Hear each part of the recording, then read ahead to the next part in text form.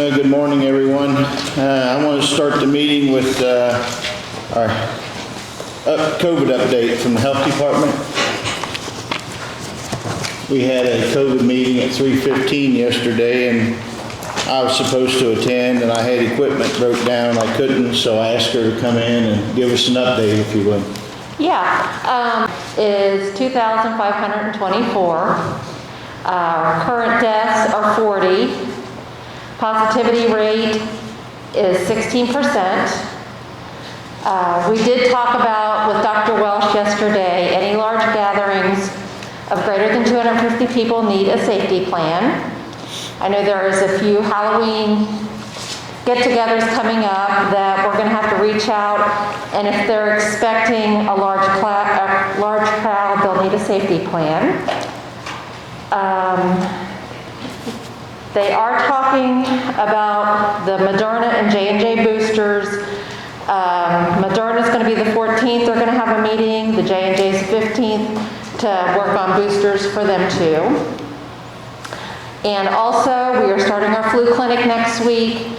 So anybody who would like a flu shot can call the health department for an appointment. And as far as the EMS grant, I've called somebody from the state. It's still through state approval, but he's supposed to get back with me today with a definite hope so we can get this going. What was that? I didn't hear that. Sorry. Yeah. It's still going through state approval. And I have this Mike Mendyke looking into it, so we can get that going. Okay? Hey, Debbie, you gave us the total numbers. Is there like anything current, like for the last month, since the new kind of outbreak, what you call it, of COVID no, but I positives can and get that deaths? for you. Yeah. Okay. Yeah. I know our vaccination rate for one dose is 35.4%, and fully vaccinated is 32.5%. Yeah, I think we've all got lost in the numbers from the beginning. It's kind of current numbers is what everybody's interested in. Okay, we can do that. Yeah. I will get the numbers for you. All right. Thank you. Thank you. Deb, I know I've met her, but you want to introduce your new RN?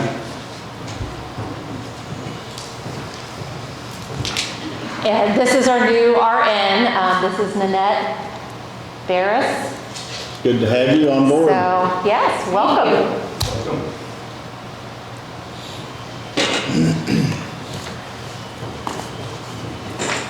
Is there any questions from the media or from anybody for the health department before we move on? You got something?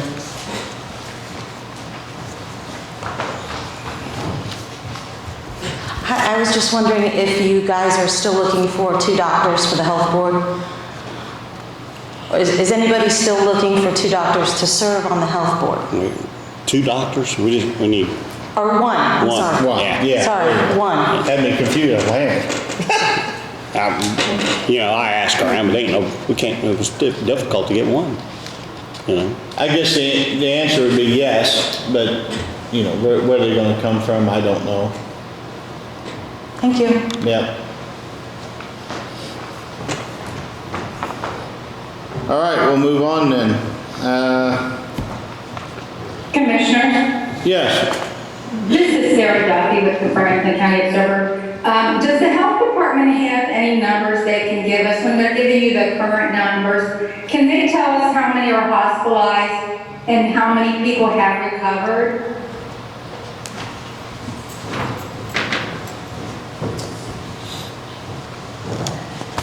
Okay, we have 3 hospitalized that I'm aware of, and as far as recovered, I've been a little short-staffed, so I haven't really had the time to follow up on that. And that's really all I have. I will get an update of current numbers like in the last month. Okay, all right. Okay? Yep. Any further questions? Anything else, Sarah? Yeah, one question that several people have asked me is the 5 people who have died in September in our county. Were any of them vaccinated, or do we know their status if they were vaccinated or unvaccinated? I know 2 of them were fully vaccinated. Thank you for that. The other ones you don't know, or? Some of them are not in our database that we have in our Zotex system, if they got them out of state in Ohio, so I am unaware if the other ones were vaccinated, but the 2 were vaccinated here, so I do know of that. I appreciate the information, thank you. You're welcome. On some of the deaths, or even just somebody with COVID, do they list if there's any underlying conditions, like they may have had cancer or COPD? Yes, and they'll give a primary diagnosis, and then COVID could be secondary. So it's not that they died from COVID, but it could be a contributing factor. So they don't list it as a COVID death then? No. Oh, okay. Thanks, Debbie. You're welcome. Any other questions? Thank you. Good, thank you. All right, so now we'll move on. The next thing on the agenda is the development and construction standards from Rob Sig. So we've been around this topic before, and the concerns that's been brought to our attention was that we never, when we adopted the ordinance in the past, we never moved the information from our office to every planet. And nobody was aware that we adopted it. So, and what we did adopt was a draft. We never got to finalize, what am I going to say, the wording from Grant. So we've got some cleaning up we need to do, I think. I can't feel, I know there's probably going to be some bad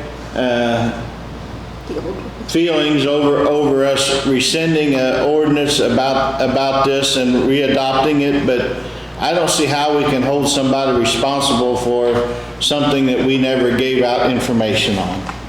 So I agree. You know, there was confusion with not only with the public, but internally. Yeah. When you went to the website, you know, it said go here, and it would be blank. And so we just got to clean it up. we need to clean it up. So I'll make a motion to rescind ordinance 2021-11 and readopt ordinance number 2021- I don't know the number yet.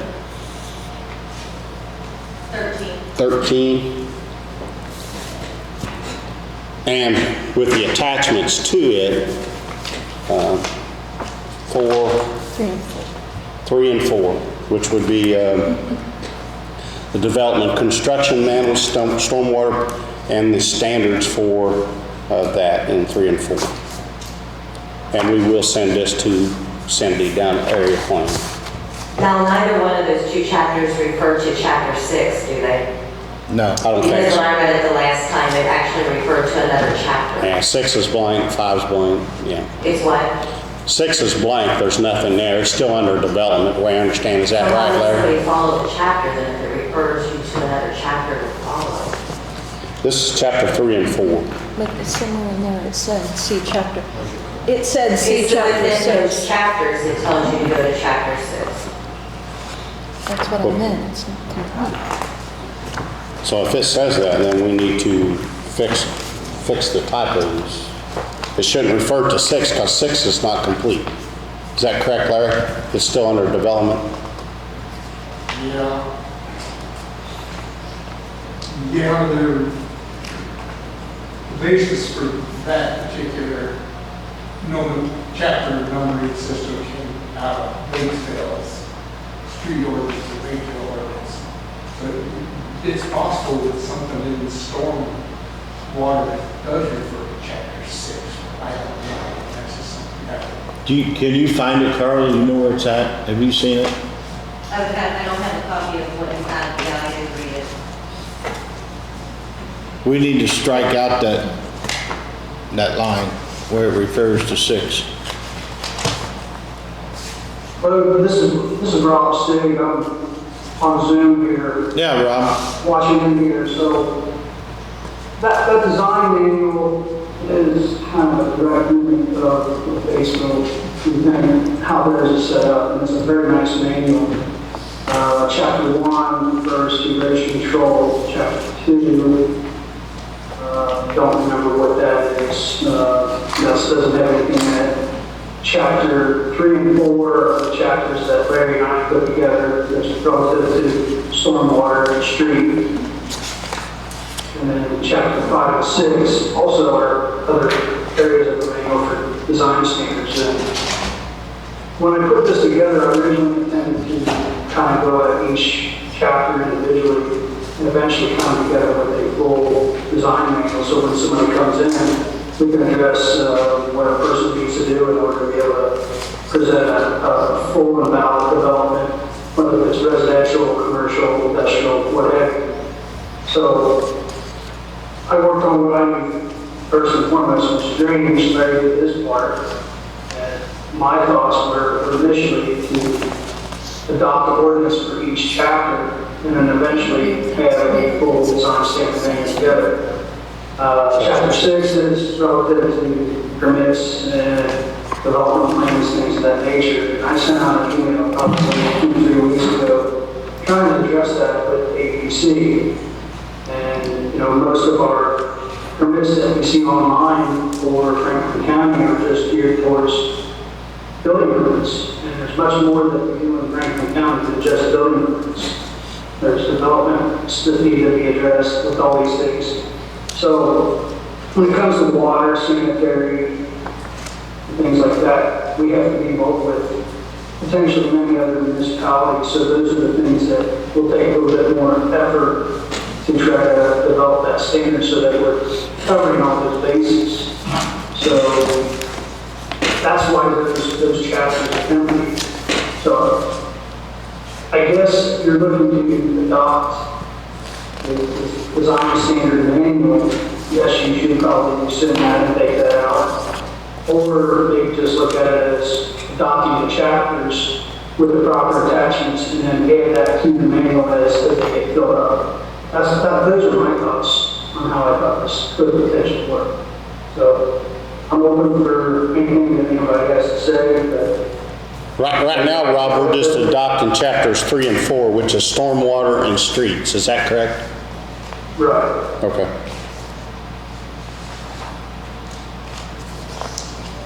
When it refers to chapter 6, like from the natural resources for a permit in a floodway, it says see chapter 6, which there is no chapter 6. So do we need to refer to that in the ordinance or what? Was there sections in chapter 3 and 4 that makes mention of chapter 6? Yeah. I don't know. Yes, there is. There is. It's mostly to a permit in a floodway. Yeah, let me read a little bit here. It's on page 3 of 6. It says, if a permit from the Natural Resource Commission for construction in a floodway is required, see section 6. Then the regulatory flood peak discharge should be regulated by a method acceptable to the county and to the Natural Resource Commission. So it's telling you to go to section 6, but we have not developed section 6 yet. Right. So I get your point there, and that's a miss on my part, and I apologize for that. So, yeah, I guess there's a lot of cross-referencing between different chapters that potentially could happen. That was one I missed. So I would suggest just strike that for now and adopt it accordingly and go on from there. And then maybe later we can get chapters and permitting cross-referencing each other from chapter to chapter. I think it would make sense if we just strike out that what's in parentheses there, and because that would direct somebody to a method acceptable to the county and the natural resource. So that would make sense. Just strike That chapter sounds great 6. to me. Yes, okay. And like anything, it's a work in progress, so, you know, if it needs fixed, we'll come back. So, Tom, will you amend your motion to strike that little thing here and Yeah, we'll so- be good? I make a motion to adopt ordinance 2021-13 and strike in the stormwater specifications. Let me get the number.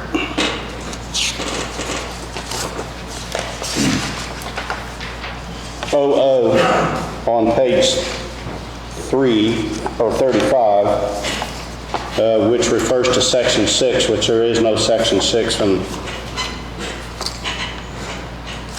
we will fix that, so. I'll second the motion. In favor? All right, Rob, I think we got it for now, and we'll pass this on to area planning, and we'll figure out some way this needs to be on our website, so everybody can visit it.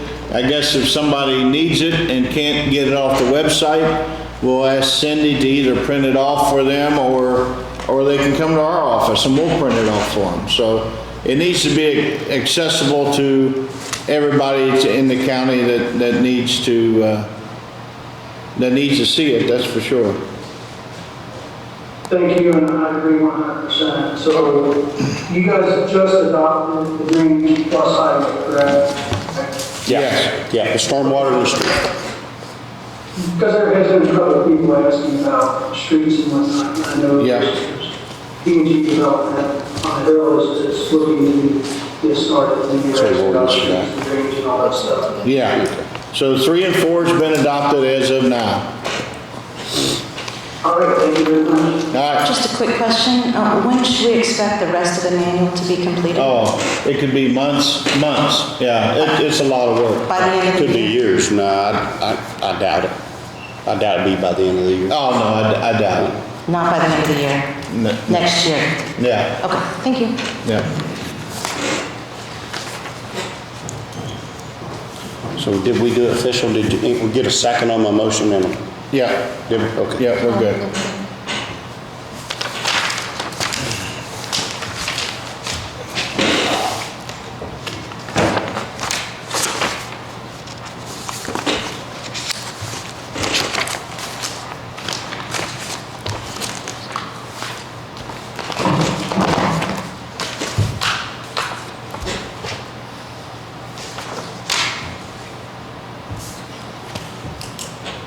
All right, I think we're covered there. Next item is the 911 policy resolution. So we've had an issue with the 911 scheduling, and I think we've got wording for the handbook that will fix it.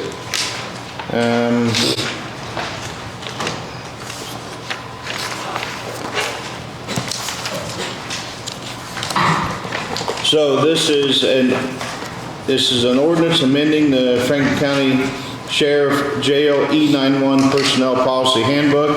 And what it does is it sets a normal work week, begins on Sunday, ends on the following Saturday. And for E91 dispatch, a day shift, the normal work week begins on Saturday at 10 a.m. and ends on the following Saturday at 9:59 a.m. The night shift, the normal work week begins on Saturday at 10 p.m. and ends on the following Saturday at 9:59 p.m. That is the change that we are doing. And that should help the sheriff and E911 dispatch with their payroll and their scheduling, I believe. So with that, this ordinance will be, what was the last one? 13. This will be 14. I'll move to approve ordinance number 2021-14. And that is the ordinance for amending the handbook for sheriff and E91 dispatch. I'll second. All in favor?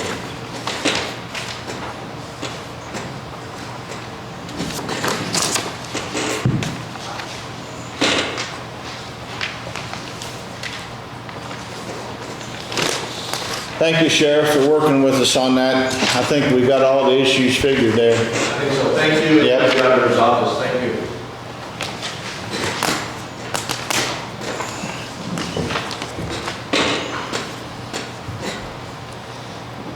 Next is a Metamora Historic District building permit from Steve Collier. Is that the name? Collier, yeah. Collier.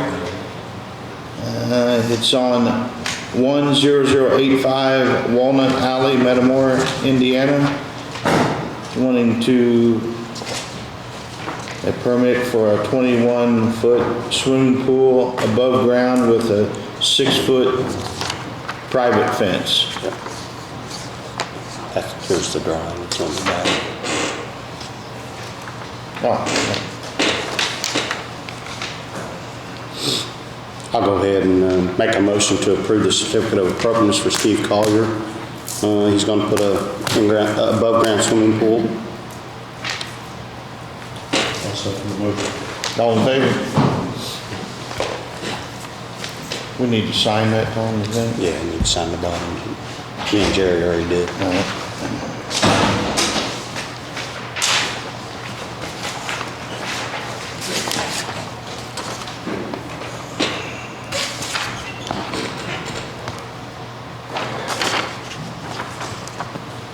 Next is MedBen Benefit Management Renewal Agreement.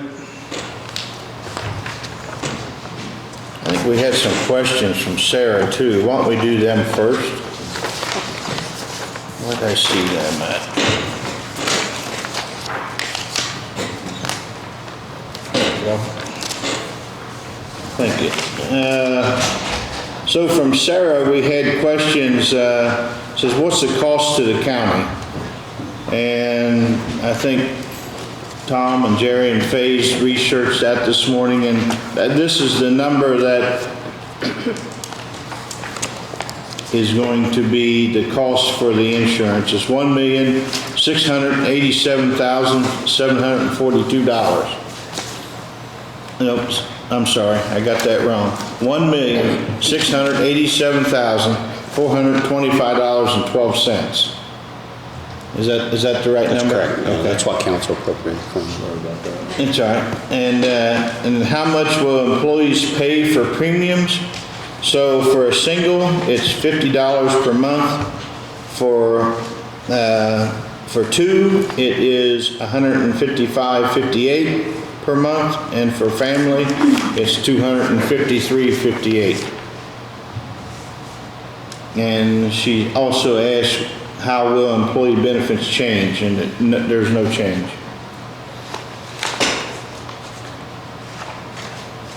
Does anybody else have any questions about the MedBen? Yes. Okay. Mr. Meyer. Yeah. When is the day of MedBen renewal? Is that September the 1st? No, when is the renewal? Is there a date? I thought it was like October 31st. I think it's October the 30th, Millie.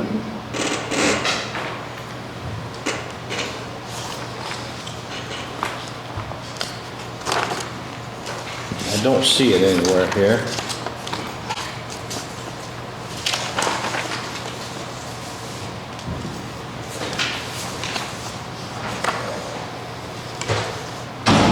Hang on a minute. I think Faye went to look.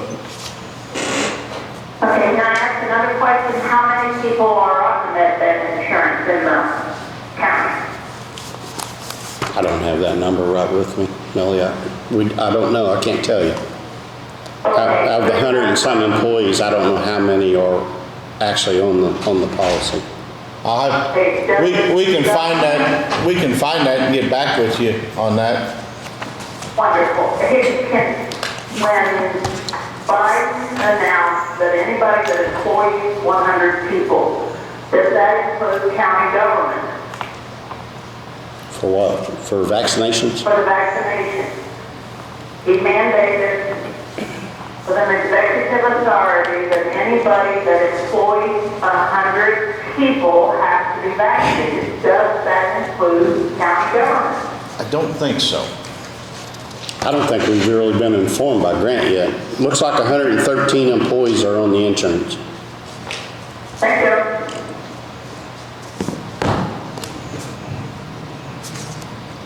Anyway, I need to sign it as the administrator of it. Somebody will make a motion for MedBin.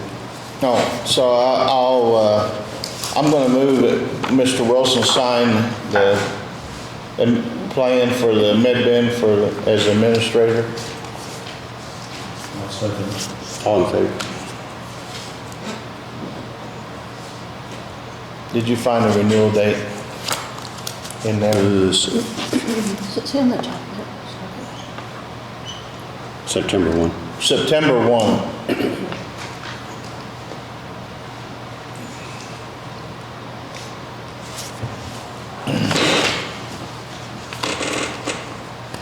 So has it been signed by September 1st then? Yeah, it's supposed to have been signed by September 1. Was it signed No, I'm signing it by now. September 1st? We're signing it right now. We had an agreement with them. We had an agreement with them. Okay, so it's September 1st till September the 1st next year. Is that correct? This would be through, yeah. Okay, thank you.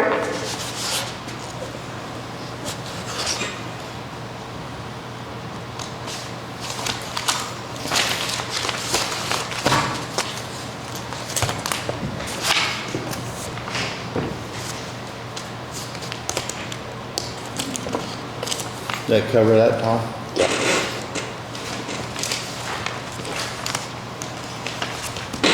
Sarah, did we get all your questions answered there on the MedBin? Is it this Thursday we're having a meeting? Yes. All right, we're gonna move on. Next is the Pinnacle Mailing Products. You got some? Sorry about that, forgot to turn my phone off.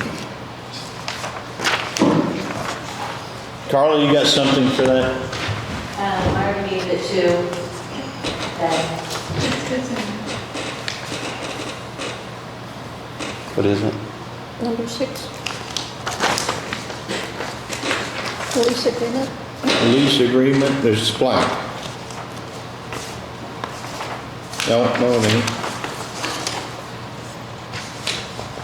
So, Maybe this one's still doing.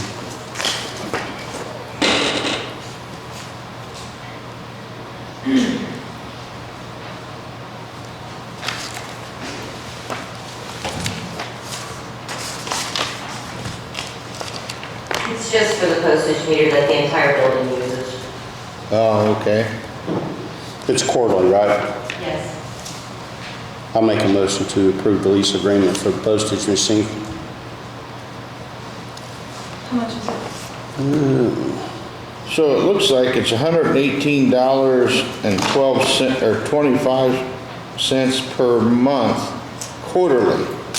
I don't quite understand that, but it says per month and then it's got quarterly. They bill it quarterly. Okay. 118 a month, but it's quarterly, so.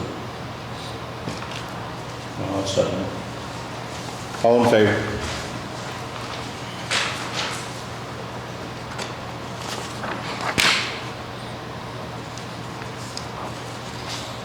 I think that's the one you signed.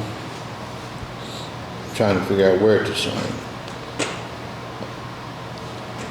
Leasing.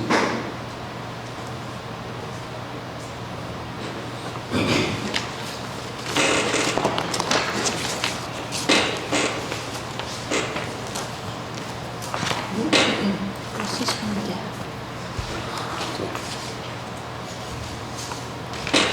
Now the next is the Malcon agreement. This is the same agreement you guys have done for, I don't know how long it's, Malcon gets the indirect costs back to the county for the Title 14 work. It's on the back. But here's the minutes. Yes. Says professional fees shall be $3,490 each year. $10,470 for the term of the agreement. It goes until 23.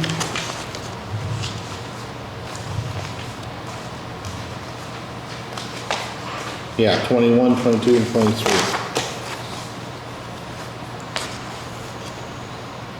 I'll move that we sign the Malcon agreement. They get us money back, so. Yep. I'll second it. I think it just needs, yeah. Yeah, it's just my signature.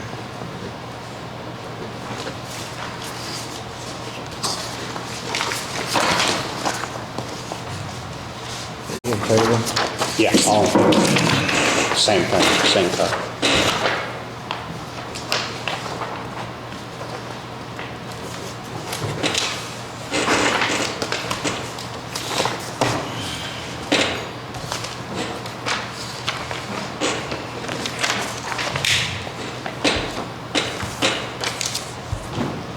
That's from Debbie.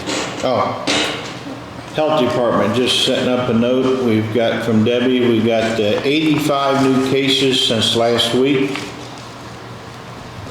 Range in ages 1 year through 99, so that's quite a variety.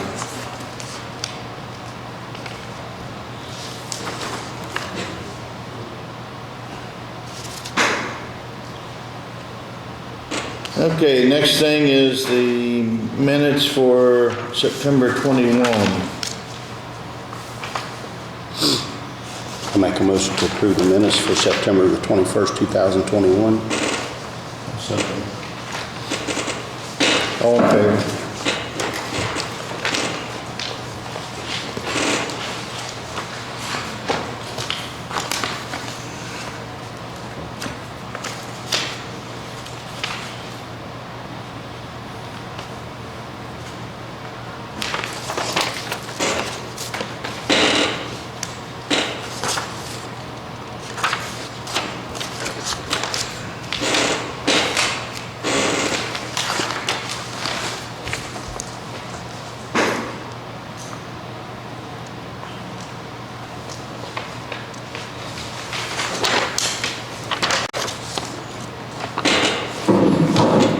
Treasurer's report. Move it. We acknowledge we received the treasurer's report. Yep. I'll second for September.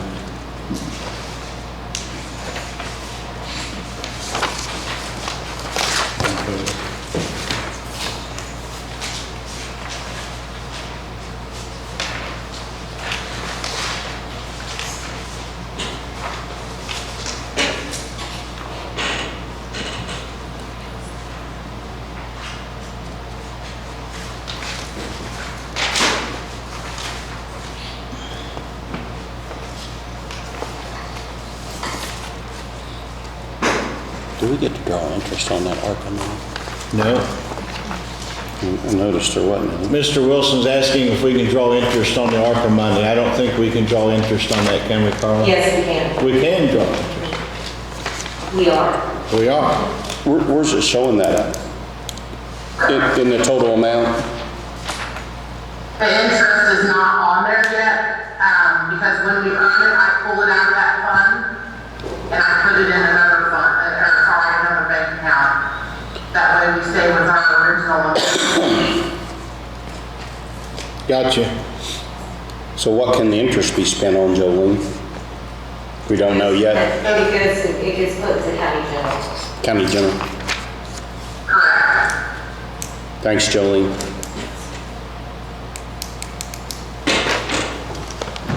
Also, we've sent NDOT an invoice for the State Road 1.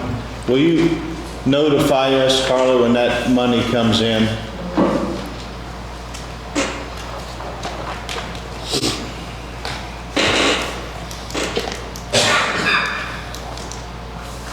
Okay, we got claims for 10/5/21 of $425,626.65. So I'll move to approve claims. I'll second. All in favor? And we've got payroll and payroll deduction to be approved for the 5th. Payroll date of the 8th is $201,296.62. So I'll move to approve payroll. I'll second it. All in favor?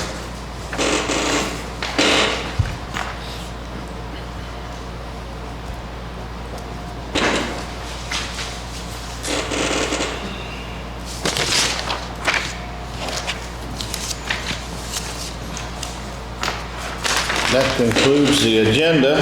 Anybody on Zoom or in the audience have anything? You guys? Yeah, come on up.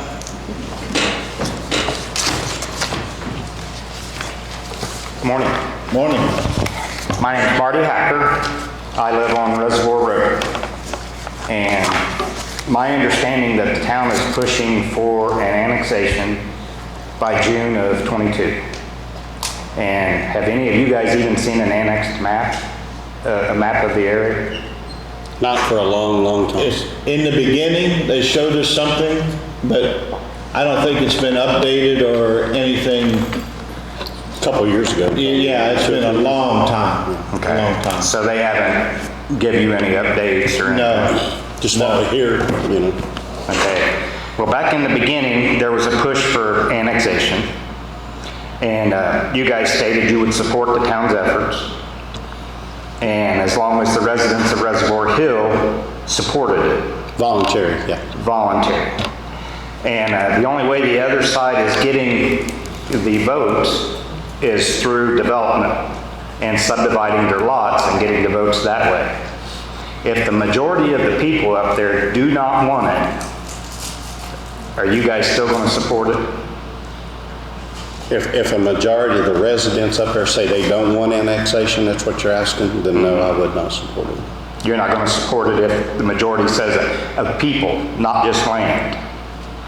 Because I understand that there's Property owners. at least 3 developers that are going to develop up there and subdivide their lots into votes.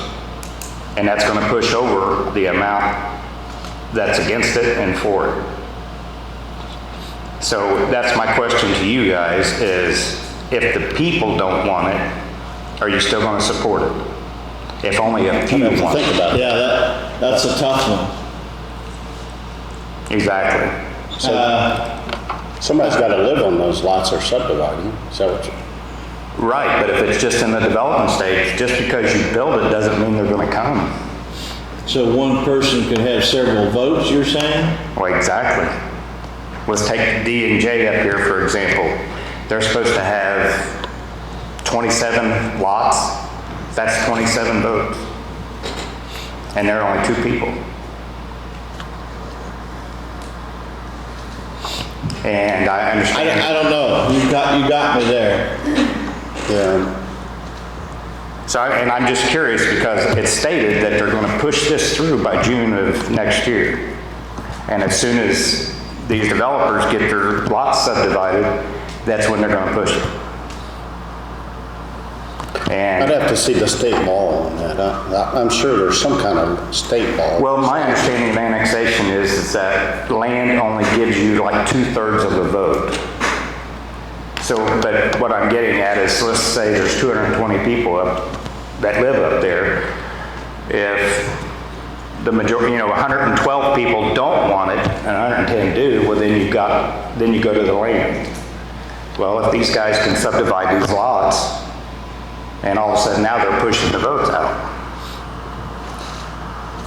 So I was just wondering, and then with the given events that are going on in town right now, would you consider revoking your support for this under these circumstances? And I don't know if you guys are aware, but there's a criminal investigation going on right now with the town board. I've heard rumors of that, but you know how rumors are. Well, it's for, there's a criminal investigation going on about buying the golf course and all this illegal dealings that's been going on through the town board. So I'm just curious if you guys would consider that. I would have to think about that, I mean, and see the state. Because you guys can stop this. But voluntary, I don't think we could, but if it's involuntary and they want to force it, then I think we have a say-so. Okay, okay. Well, that's something I don't know. You were saying that a person had 27 lots, and he's got one, just say it's one person, he's got one. He's got 27 votes. But in reality, he has 2/3 of that. If it's still- Well, my understanding, and like I said, I'm not an expert in this at all, but residence holds more weight than land. Yeah. So I'm just using 2/3 as an example. Like, if you come along and you have 50 acres, but it's all your property, then you only have one vote.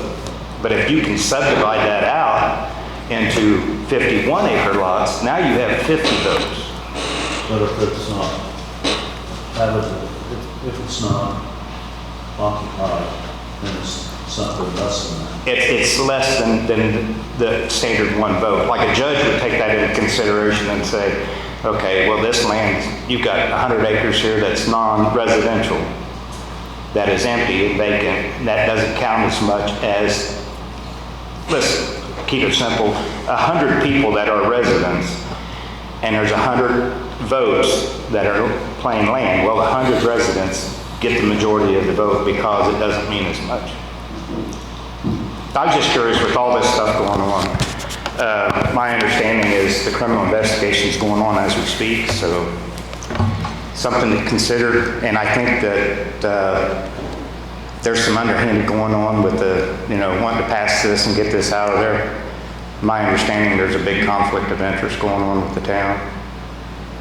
Could be, I don't know. Like I said, you don't know until things are filed or whatever. Yeah.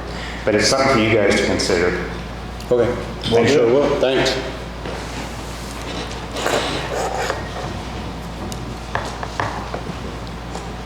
Anybody else? Anybody on Zoom have anything? Larry, you got anything for us this morning? Couple things. Got a meeting set up for the residents on Cummings Road, and that will be at 1:30 after the next. Can you talk into the microphone? Thank you. Be 1:30 after the next, I guess it's the 19th, is that the commission meeting? Be 1:30 that afternoon. Cummins. And who was that for? Cummings Road. Oh, okay, okay. And then Oh, so those folks are coming here? Or you've asked them to come to the meeting? I've asked them to come. Okay, all right. Does that determine where the gates are and aren't, Larry, or what's that meeting? I think we're going to just have a general discussion, tell them what our side is. Yeah. So we're not gonna have a hearing or anything about a road closure, we're just giving them information, Yeah, okay? things the board might possibly do, or what they might possibly do in order to solve any kind of disagreements out there. Okay, Gave you guys a letter from Doug Graff on Bridge 42 on Snail Creek Road. Just run through it real quick. Design's 100% complete. They're still doing some drafting down next week or two. And they got the contract road specifications next 2 or 3 weeks. What amounts to might be ready for bid by close to this month. So they're bid it. It's going to be late November, 1st of December. Probably got the night building. Is that, what do you expect the estimated construction time to be on that small structure, Larry? 30 days, 60 days? It's a type of bridge, probably 2 months. 2 months? And what's the price? About the estimate for the price? I can't give you The my, estimate for the price? I don't know if they put out an engineer's estimate yet, but it could probably be as much as $500,000 or possibly more, depending on the design. That bridge is, right now, it's closed. That road is closed.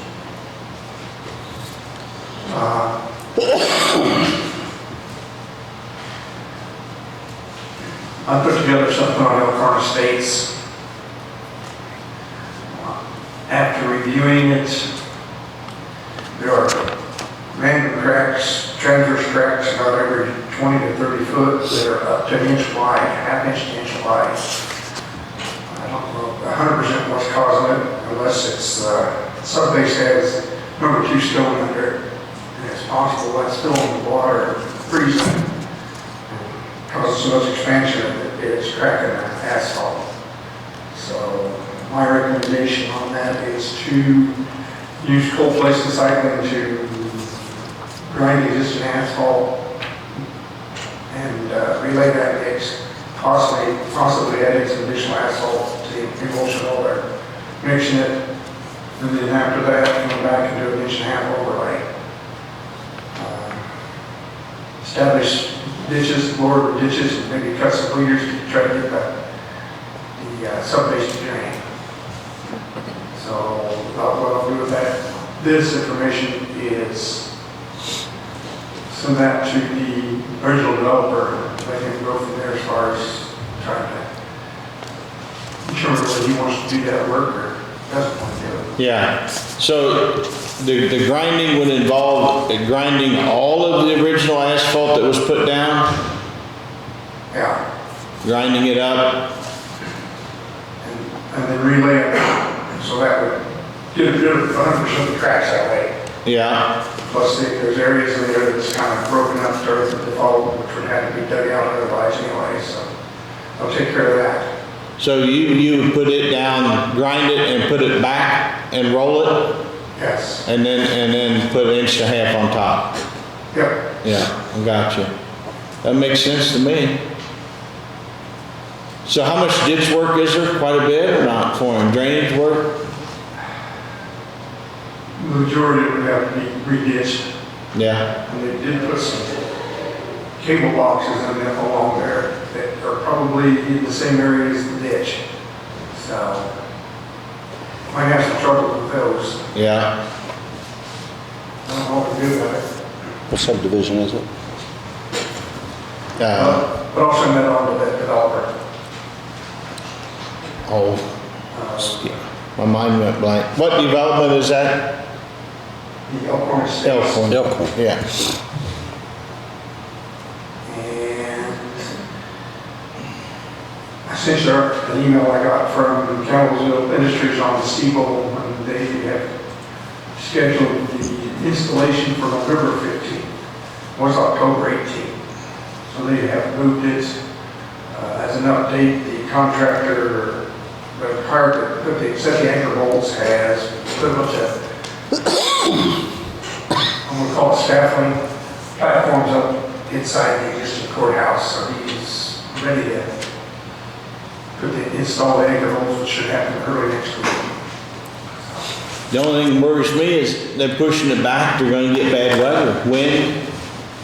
Man, Setting in the snow. yeah, Hopefully not. man. Did they say why another delay, Larry? I mean, Sorry. did they say why there's another delay? No, they've got that. We are doing everything we can to keep your project on schedule, but some projects we have to be unavoidably delayed. We appreciate your understanding. That was a COVID update. So,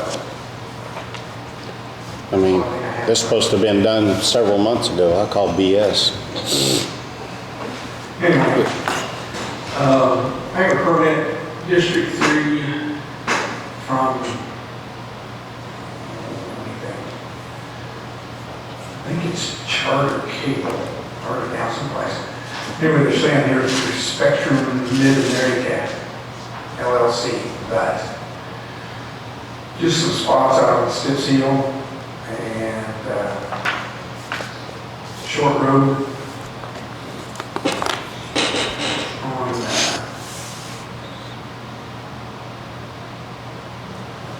that whole highway.